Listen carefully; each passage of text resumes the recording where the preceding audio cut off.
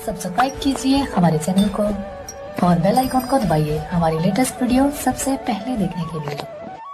या विरोधी प्रवृत्ति के व्यक्ति को आश्रय नहीं देना चाहिए। एक राजा के शयन गृह में शैया पर विशेष सफेद चादर के बीच में मंदवर्षिनी सफेद जूं रहती थी। एक दिन इधर उधर घूमता हुआ एक खटमल वहां आ गया। उस खटमल का नाम था अग्निमुख। अग्निमुख को देखकर जूं ने कहा, हे अग्निमुख, तू जहां अनुचित स्थान पर आ गया है, इससे पूर्व कि कोई तुझे आकर जहां देख ले, तू भाग जा जहां से। खटमल बोला, भगवती, घर आए हुए दुष्ट व्यक्ति का भी इतना अनादर नहीं किया जाता जितना तूने मेरा कर दिया। उससे भी कुशल क्षेम पूछा जाता है। घर बनाकर बैठने वालों का यही धर्म है।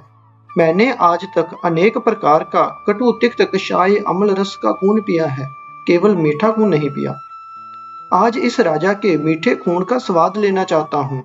तू तो रोज ही मीठा खून पीती है, एक दिन मुझे भी उसका स्वाद लेने दे। जूं बोली, अग्निमुख, मैं राजा के सो जाने के बाद उसका खून पीती हूँ। तू बड़ा चंचल है। कहीं मुझसे पहले ही तूने खून पीना शुरू कर दिया तो दोनों ही मारे जाएंगे। हाँ, मेरे पीछे रक्तपान करने की प्रतिज्ञा करे तो एक रात भले ही जहां ठहर जा। खटमल बोला, भगवती, मुझे स्वीकार है। मैं तब तक रक्त नहीं पीऊंगा जब तक तू नहीं पी लेगी। वचन भंग करूं तो मुझे देवगुरु का श्राप लगे। इतने में राजा ने चादर ओढ़ ली, दीपक बुझा दिया। खटमल बड़ा चंचल था। उसकी जीभ से पानी निकल रहा था। मीठे खून के लालच में उसने जूं के रक्तपात करने से पहले ही राजा को काट लिया। जिसका जो स्वभाव हो वह उपदेशों से नहीं छूटता। अग्नि अपनी जलन और पानी अपनी शीतलता के स्वभाव को कहाँ छोड़ सकता है। जीव भी अपने स्वभाव के विरुद्ध कभी नहीं जा सकते। अग्निमुख के पैने दांतों ने राजा को तड़पा कर उठा दिया। पलंग से नीचे कूदकर राजा ने संतरी से कहा, देखो, इस शैया में खटमल या जूं अवश्य है। इन्हीं में से किसी एक ने मुझे काटा है। संतरियों ने दीपक जलाकर चादर की तहें देखना शुरू कर दी। इस बीच खटमल जल्दी से भागकर पलंग के पायों के जोड़ों में छिप गया। मध्यवर्तनी जूं चादर की तह में छिपी थी। संतरियों ने उसे देखकर पकड़ लिया और मसल डाला।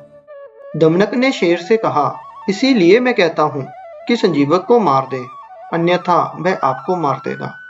अथवा उसकी संगति से आप जब स्वभाव विरुद्ध काम करेंगे, अपनों को छोड़कर परायों को अपनाएंगे, तो आप पर भी वही आपत्ति आ जाएगी जो चंद्रप पर आई थी।